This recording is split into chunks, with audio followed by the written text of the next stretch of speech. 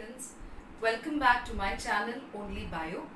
Today we are going to understand the structure of the human tongue. In the last video we started up with the oral cavity of the human being to be studied as a part of the human digestive system. So today we'll just understand something about the structure of the human tongue. Now to start with, human tongue, which is the most prominent organ in the oral area. This human tongue is roughly 10 centimeters long, and the weight of the human tongue is slightly different in the adult males and the adult females. In the adult males it is almost 70 grams and in the females it is 60 grams. But overall this tongue is a very thick, pinkish, muscular, fleshy organ. The upper surface of the tongue is covered by a mucous membrane which produces mucus, which forms an important part of the saliva and helps in keeping the oral area moist. Now, the tongue is broad at the base and narrow at the apex. The broader base is attached to the buccal cavity at the base by a ligamentous fold that is called as the frenulum. Now, please remember, frenulum is not only going to help in connecting up the tongue to the base of the oral area, but the frenulum also prevents the tongue from falling back. This is another function done by the frenulum. Now, on the upper surface of the tongue, at the posterior area, we find there is a V-shaped structure which is called as a sulcus terminalis. We can say it is an inverted V-shaped structure in this way. Now this sulcus terminalis, it actually helps in dividing the tongue into two areas. The front part, that is the anterior part, I can call it as the oral area, which is the protrusible part of the tongue, which accounts to almost 2/3 part of the tongue, and the posterior 1/3 part of the tongue is nothing but it's the pharyngeal area. It is called as the pharyngeal area, but obvious because it is close to the pharynx. Below this we can see it has a lingual tonsil. Now why lingual? Please remember the tongue is also at times called as the lingua. That's the reason we use this particular word here. Now the dorsal surface of the tongue, it shows many tiny projections which are called as the lingual papillae, into which the taste buds may open up. I repeat, the tiny projections on the surface of the tongue are called as the lingual papillae, into which the taste buds may open up. Now lingual papillae are of 4 types: the filiform papillae, the fungiform papillae, the circumvallate papillae and the foliate papillae, of which we do not talk about foliate papillae because they are absent in case of human beings.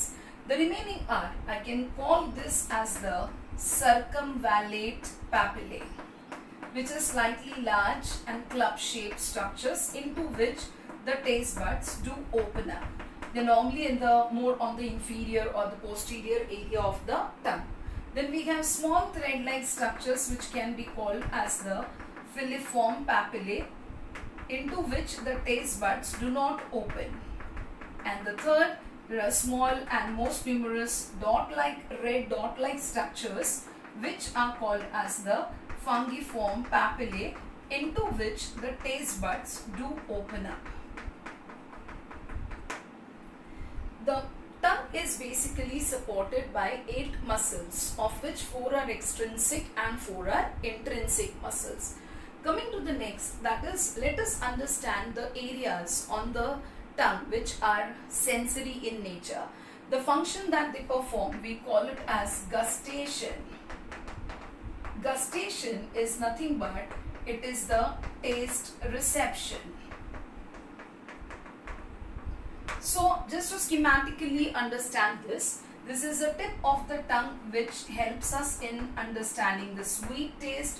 On the sides we have receptors for the salty taste, then on slightly on the sides but on the back side it is for the sour taste, and on the posterior area we have the receptors for the bitter taste. Now these receptors do not have any kind of a reception for what you can say for the chili flavor, or I can say for the hot spicy taste. The reason is because we do not really have the taste receptors for that, but then we have that kind of burning sensation that we feel, that is because of the stimulation of the pain receptors which get stimulated, and they're very much on the tongue. Tongue consists of a very liberal supply of those of the nerves as well as the blood vessels. Coming to the next point, the tongue is going to help us in speech and also in tasting of the food. Helps the food to be mixed up with the saliva, and this helps in formation of small rounded masses of the food. We call it as the bolus.